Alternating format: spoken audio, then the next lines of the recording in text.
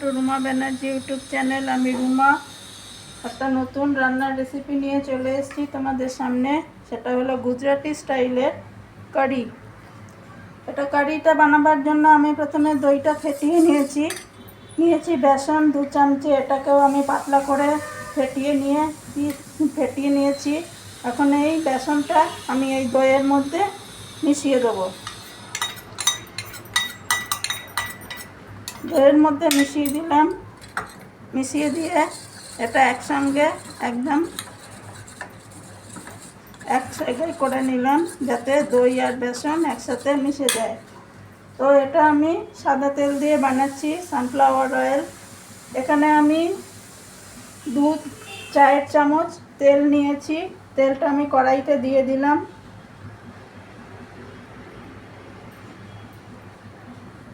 তেলটা গরম হয়ে গেছে।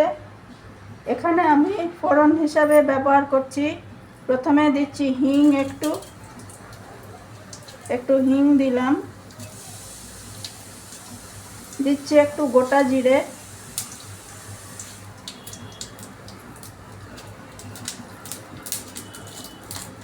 দিচ্ছি একটু সর্ষে, শুকনো লঙ্কাটা পরে দেবো।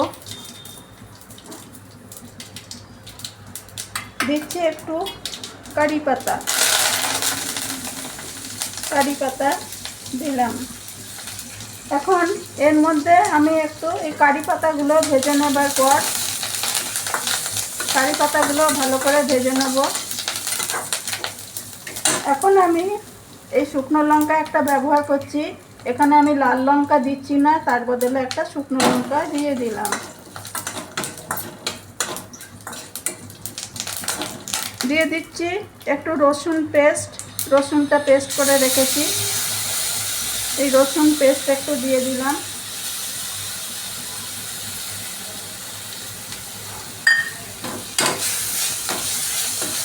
রসুন পেস্ট দেওয়ার পর এটা আমি একটু ভাজা করে নেব।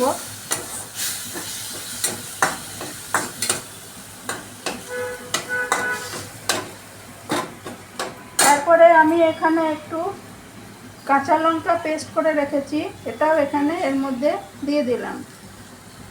তো আমি আঁচটা অল্প একটু বাড়াবো, যাতে জিনিসটা নষ্ট না হয়, পুড়ে না যায়, কড়াইতে লেগে না যায়।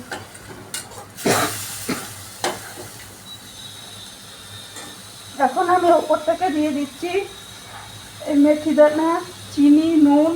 আর এখানে আমি ব্যবহার করছি অল্প ধনের গুঁড়ো, অল্প জিরের গুঁড়ো। এগুলো সব একসঙ্গে আমি দিয়ে দিলাম।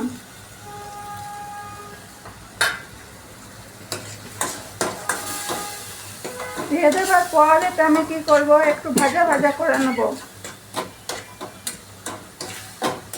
আঁচটা এখন আমি বাড়িয়ে দেবো। এই কারিতে আমি হলুদ ব্যবহার করছি না।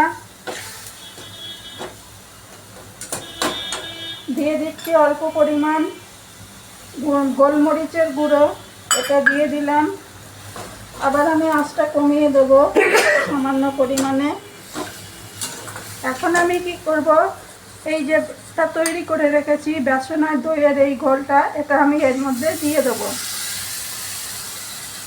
দিয়ে আমি এটা আরও ভালো করে নাড়াচাড়া করে নিচ্ছি। আর একটু জল এতে অ্যাড করবো আমি, যাতে এটা আমি একটু পাতলা হয়। এটা আমাকে বেশি গাঢ় বানাবার নেই।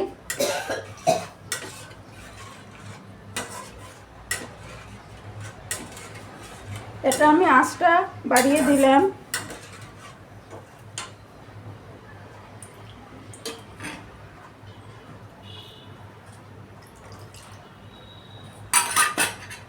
এটা ফুটতে শুরু করলে, যখন ফুটে ওপর দিকে উঠে আসবে, তখন আমি এর উপর থেকে একটু ধনেপাতা দিয়ে দেবো।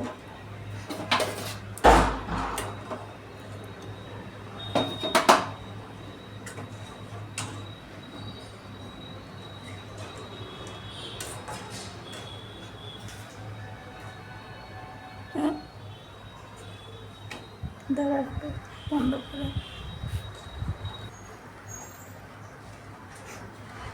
এটা এটাকে আমি ইচ্ছে করলে একটু পাতলাও বানাতে পারি। আমি একটু গাঢ় হয়ে আসছে বলে আমি এটাতে আর একটু জল ব্যবহার করলাম।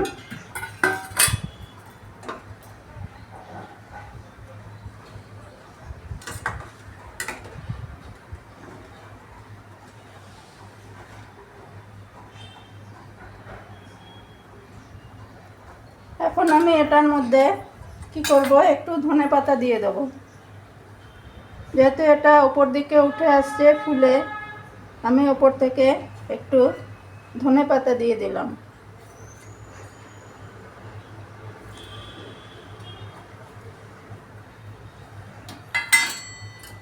ধনেপাতা দেবার পর আমি এটা আরও একবার নাড়াচাড়া করে নেব, যাতে ধনেপাতাটা চারদিকে মিশে যায়।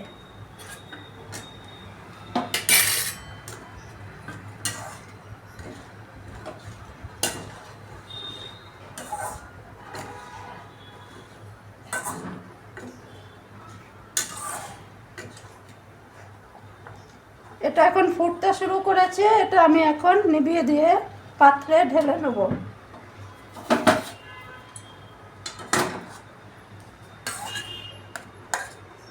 এটা আমি পাত্রে ঢেলে নিলাম।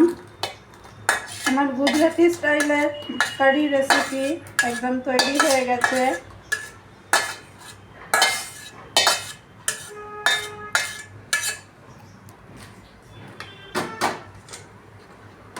এই রেসিপিটা যদি তোমাদের ভালো লেগে থাকে তোমরা এরকম করে বানিয়ে খেতে পারো। আজকের মতো ভিডিওটা রাখলাম। তোমরা ভালো থেকো, সুস্থ থেকো, সাবধানে থেকো। আবার আসবো অন্য কোনো একটা ভিডিও নিয়ে। আজকের মতো বিদায় নিচ্ছি।